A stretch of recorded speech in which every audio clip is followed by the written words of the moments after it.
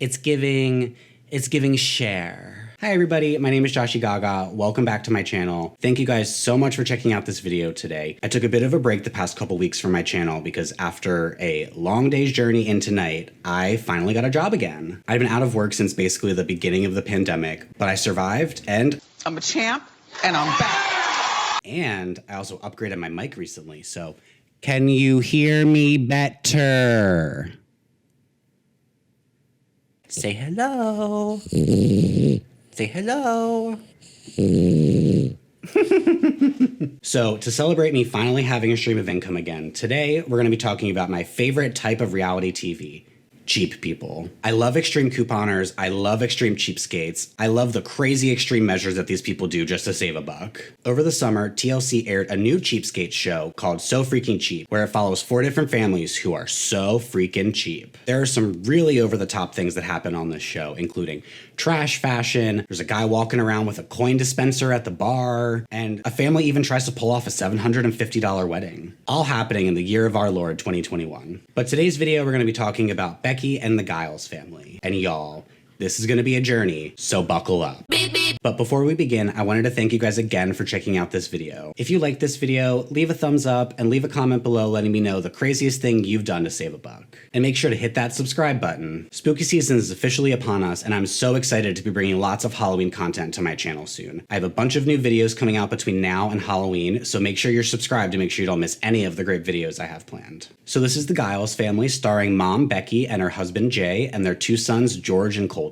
They live in upstate New York, and Becky is the most frugal mom in America. Becky has been frugal her entire life. When she was little, she found one of those fountains with all the change in it, and she couldn't help but jumping in and collecting it all because she just couldn't let it go to waste. She put all of her change into her coffee can and super glued it shut so that she could never think about spending it. She had the heaviest coffee can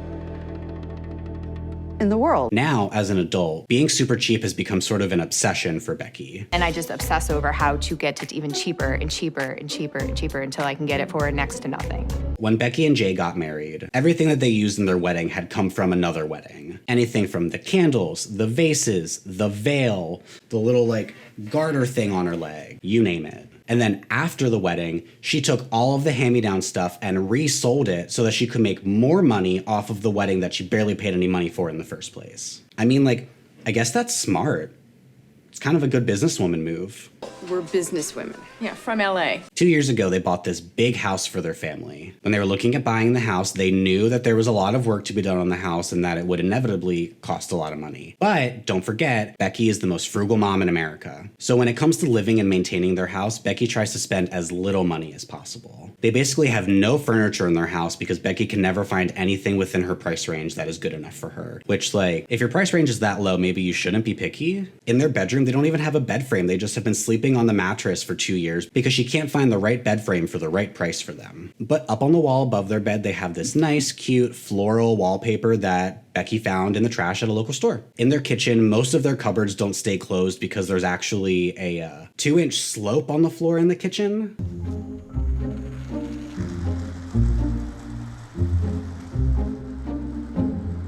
Becky got so angry at one of the cupboards that she actually super glued it shut, which kind of counterproductive, don't you think, Becky? Can't you just buy little Velcro pads to use for the cupboards instead? Here are some of the things that Becky does to save a few bucks for her family during the winter. Normally, she gets her water from the local creek because it's cheaper to do that than actually run the water from the tap. But since it's winter and the creek is therefore frozen, Becky just takes buckets outside of her front yard and picks up the snow off the ground and uses that for water. Instead of using the actual heating in their house, Becky has a bunch of metal hangers that she's collected over the years that she hangs from the hot water pipes. The hot water pipes heat up the wire hangers and create some sort of heat in the basement that will then rise up into the rest of the house to try to keep it warm. They live in this old ass house and she's using hangers to heat it. Remember that snow water? Becky takes that into the kitchen and has wire hangers coming up through the vents in the kitchen to then go into the buckets to heat the water. To help with keeping the house warm, Becky also crumples up a bunch of newspaper and circulars and things like that, and then like throws it all into the attic for heating insulation. Since their dishwasher has been broken for the last year, Becky has been washing all of their dishes in the washing machine with the laundry. It works out because all the clothes help pad all the dishes from getting broken. It saves money on water,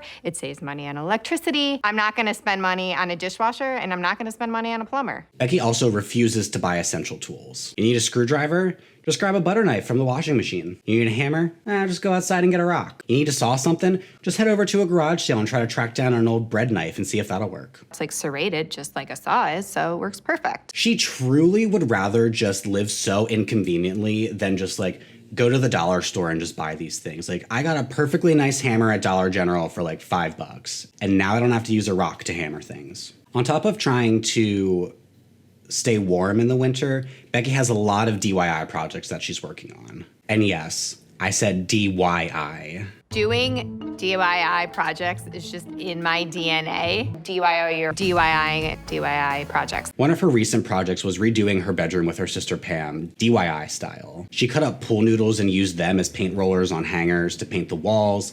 And then she did this like Sharpie kind of drawing work on the ground. This whole bathroom cost me $60. Yeah, girl, we can tell. We also find out later in the show that this DIY project was derailed because Becky stood on the toilet as an extra step so she can paint the top of the room, and she broke the tank off the toilet. So was it really $60, Becky? The big project that this show covers for Becky is the wall. There's this wall in the middle of the house that breaks up the flow into the kitchen, and she just can't stand it, and she's hated it ever since they moved in. So Becky decides that she wants to knock this wall down all by herself so that she doesn't have to pay somebody to do it for her. She brings it up to Jay, and he's like, We could just do it ourselves. Or me, because I know you're gonna get busy. No. No taking any walls down, okay, please. That's insanity. But nevertheless, she persisted. She goes back and forth with Jay, and then Jay decides that they should just bring in a contractor to meet with them and talk to them about the wall. And then Becky's just like, I just really don't want to spend the money though. and then Jay's face is just like, poor Jay, he's really just trying to not have his house fall down. I don't really understand this philosophy of hoarding all of the money that you have just to not spend any of it. Like, they had the money to buy the house, they knew that they were gonna need to fix some stuff up, but she doesn't wanna actually pay for it for them to have a good quality of life. Is it really worth getting water from the snow outside or heating your house with wire hangers? Still not wanting to meet with the contractor, Becky heads over to her local hardware store to see if she can get some tools and talk to one of the workers and get some advice. In the first store, she finds her sledgehammer, she starts like swinging it around. If this is the way that she's gonna be handling this hammer, then this is gonna go great. Of course, she doesn't wanna spend money on the sledgehammer because it's $60 and her budget for a sledgehammer is, $0. Honestly, at this point, she'd probably be better off just like taking the buckets of snow and just like chucking them at the wall and seeing if it'll fall down that way. It'd be cheaper. Becky starts talking to the worker at the store about the wall, and he's like, you can't do that without a contractor. If it's a load-bearing wall, your house is gonna fall down. It's a bad idea. Get a contractor. Becky's like, do I have to? And he's like, yeah. So there's probably not like a YouTube video or a how-to video online. There could be, I haven't really looked. So she leaves flabbergasted, and she's like, I can't imagine that everyone in the world has heard of a load-bearing wall and a non-load-bearing wall. Am I the only one that this is not common sense to? yeah. So she goes to a second hardware store to talk to another person and get another person's opinion. And he's like, you can't mess with the wall if it's a load-bearing wall, get a contractor. And she's like, Can your house really fall down? Can it? Well, yeah. I just still don't believe it. considering she knows nothing about construction or how houses are built, why does she think that this is a good idea to do herself? She won't even buy a proper sledgehammer. Everyone says that I shouldn't do it. Everyone says. So I'm waiting for that one person to be like, yeah, go ahead, you can do it. There can be 100 contractors in a room, and 99 don't believe in me, but all that it takes is just for one contractor to believe. And it'll change her whole life. Despite not a single person telling Becky that she can do this by herself, she has convinced herself that it's something that she's gonna do. So while Jay is out of town, she invites her sister Pam over to help her make a makeshift, upcycled sledgehammer. Becky's attempt to do that is to take a broomstick and a brick and duct tape them together. Pam's like, are you crazy? And then continues to help her build this thing.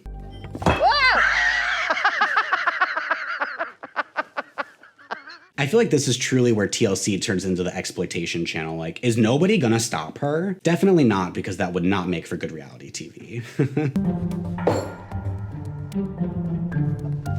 Oh, I cannot wait to get some anger out. Love you. Love you. I'm gonna tell Mom and Dad. You know I'm gonna. Don't tell Dad. You're in trouble. The next day, the contractor comes to meet Becky without Jay to talk to her about the wall. He tells her this is a project that she cannot do on her own, that it's not safe, that there's a load-bearing wall. He talks to her about the balloon-type wall, and she's like, Well, I have never heard that term. and then she brings out her brick stick. This is my Brick stick. Do you think there's anything I could do, myself? Like, now that you just showed me that, I don't think there's any part of this you could do yourself. Then he contradicts himself and tells him that she can knock out the plaster by herself without a contractor and save her $3,000 to $4,000. There you go. I can do some by myself. That's just grunt work. I can do grunt work. Jamie, why?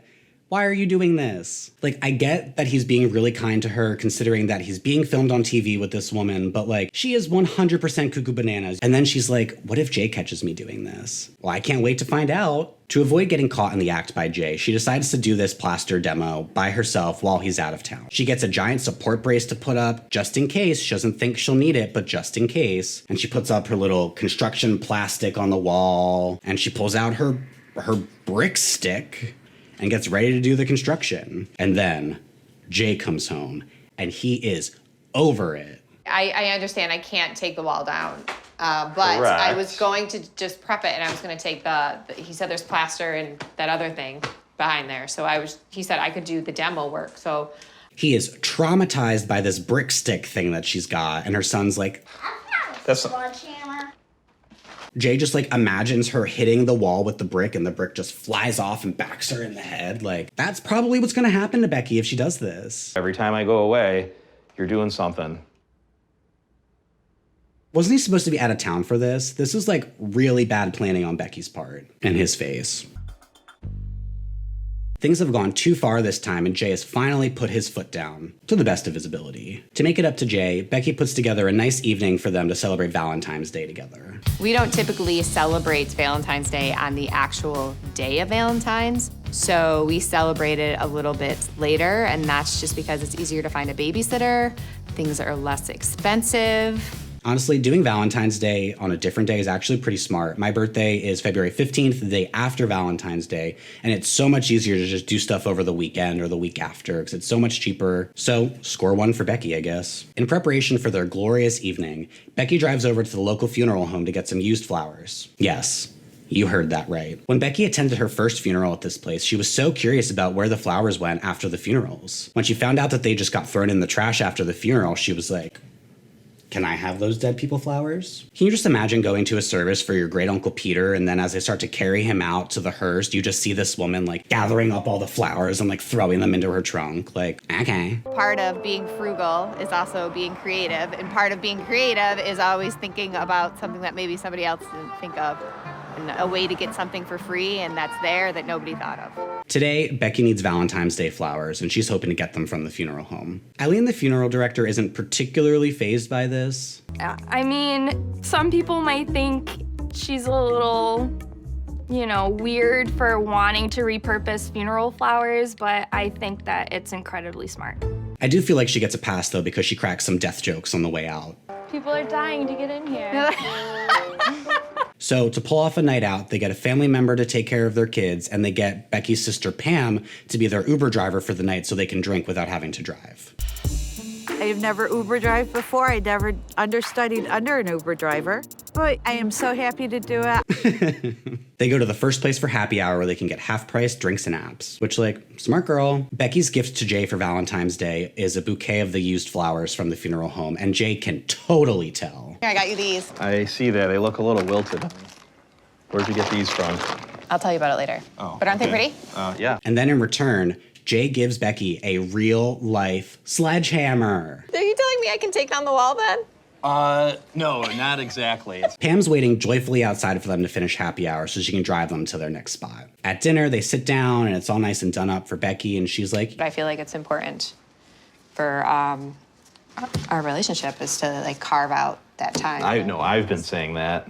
Yeah, that's true. That's true. You've been doing Yeah, this is true. I doing keep the kind of. you've I'm been like, doing yeah, the project. When the waitress comes and takes their order, Jay orders a nice glass of wine, but Becky asks if she can sample different wines. So he gets a nice big glass of wine and she gets 3 big glasses of wine to sample for free. And Jay's so annoyed. But like, if she's able to get 3 decent glasses of wine for free, then like, I don't blame her. Over dinner, Jay tells Becky that since they're not going to be able to take down the wall for her budget, I'll give you a budget of like, give you $1,000.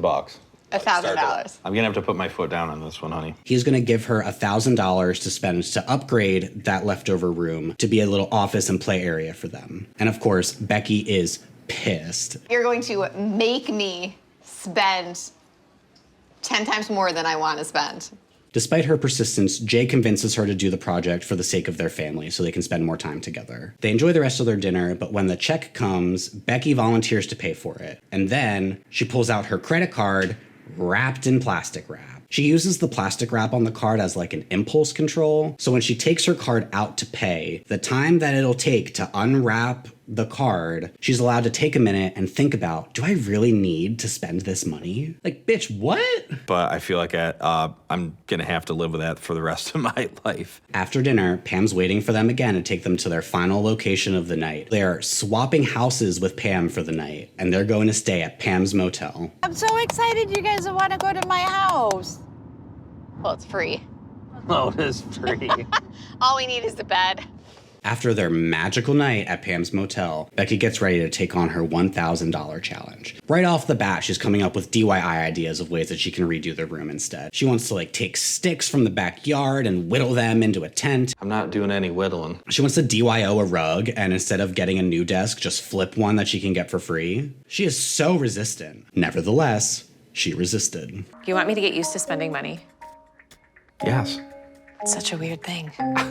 Jay is honestly just so over Becky at this point and her frugalness, and it is written all over his face. Becky and Pam take an afternoon trip to go furniture shopping for the new room. Of course, Becky chooses to go to the biggest furniture store in New York State with the hopes that they'll have the biggest clearance section in the state. She goes in and she's like, I need to get a desk for work. What work? They find a cute little desk and a chair that look nice together. It's like $375. And like the desk is kind of small, but it's cute, so it's fine. But she just cannot spend the money. She honestly would rather go out into the back and get something from the trash instead. Why don't we get a piece of something out of the trash and then like just tell them that we bought it?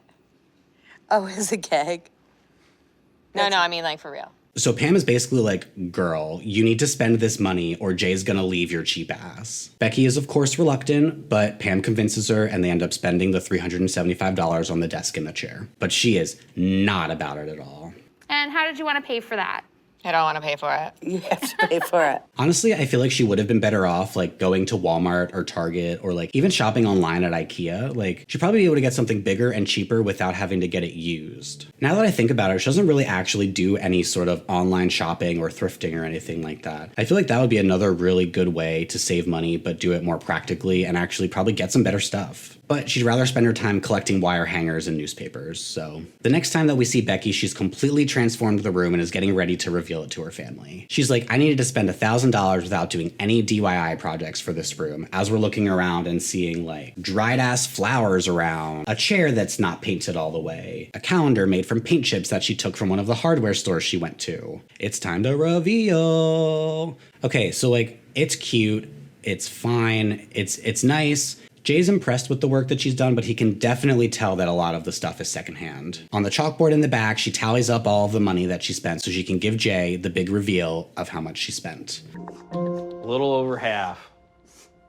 Oh, something. You got to start somewhere, right? The total was $566.75. Jay is happy that the project got done. He's not thrilled that she didn't spend all of the money, but he's glad that she at least spent something. I mean, like on a test, I would have gotten like 70%. No, girl, you would have gotten a 56%. You can't take someone like me and expect them to hit a home run the first time you spend money. It's just not gonna happen.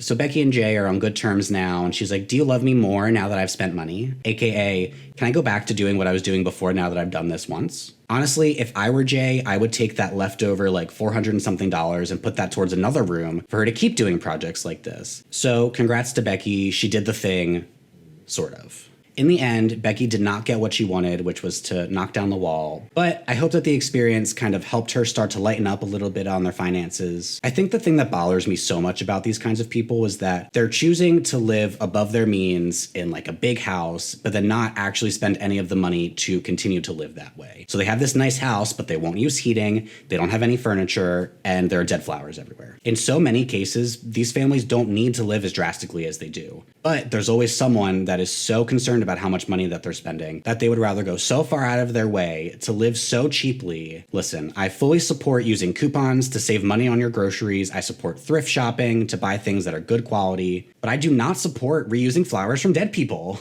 That's all that we're going to talk about for Becky today. I love Becky, just a little bit too frugal and a little cuckoo bananas, but the best of us are. So thank you guys again for checking out this video. If you made it this far, you are truly equally as obsessed with TLC content as I am, which means you should subscribe for more. I'll be back next time in full spooky mode, so make sure you're subscribed to see that, and I'll see you guys then. Bye. It's giving share. It's giving share.